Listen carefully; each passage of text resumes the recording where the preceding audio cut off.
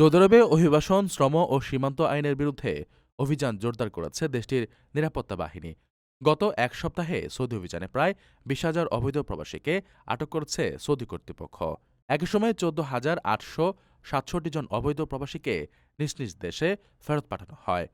দেশটির স্বরাষ্ট্র মন্ত্রণালয়ের বরাতে শনিবার এই তথ্য জানায় সৌদি গ্যাজেট।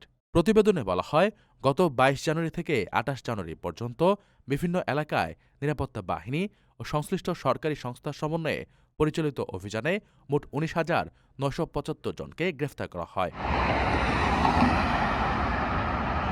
আটককৃতদের মধ্যে ১২,৯০৬ জন আবাসন আইন লঙ্ঘনকারী, ৩,৯১৮ জন সীমান্ত নিরাপত্তা আইন ভঙ্গকারী এবং ৩,১৫১ জন শ্রম আইন লঙ্ঘনকারী বলে জানানো হয়েছে।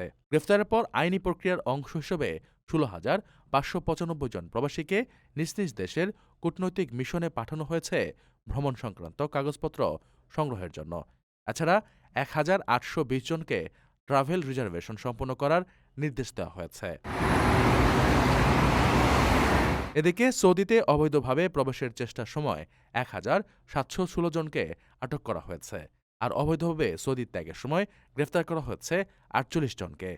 এছাড়া অবৈধ প্রবাসীদের পরিবহন, আশ্রয় ও চাকুরির ব্যবস্থা করে দেওয়ার অভিযোগে আরও ১১ জনকে আটক করেছে আইনশৃঙ্খলা বাহিনী। ৬ ফেব্রুয়ারি প্রবাসী সিটি সাইট অফিসে আয়োজন করা হয়েছে ইনভেস্টর্স ফেয়ার ২০২৬। ভিডিও করলে মিলবে ফ্রি ওমরা সুযোগ সহ অবিশ্বাস্য সব উপহার। দিনব্যাপী এই আয়োজনে শিশুদের জন্য থাকবে আনলিমিটেড ফান রাইড, আর বড়দের জন্য মনোরম নৌকা ভ্রমণ ও কলাপাতায় পরিবেশিত লাঞ্চ। মাত্র ১০,০০০ টাকায় বুকিং। আরও বিস্তারিত জানতে যোগাযোগ করুন স্ক্রিনে দেওয়া নম্বরে।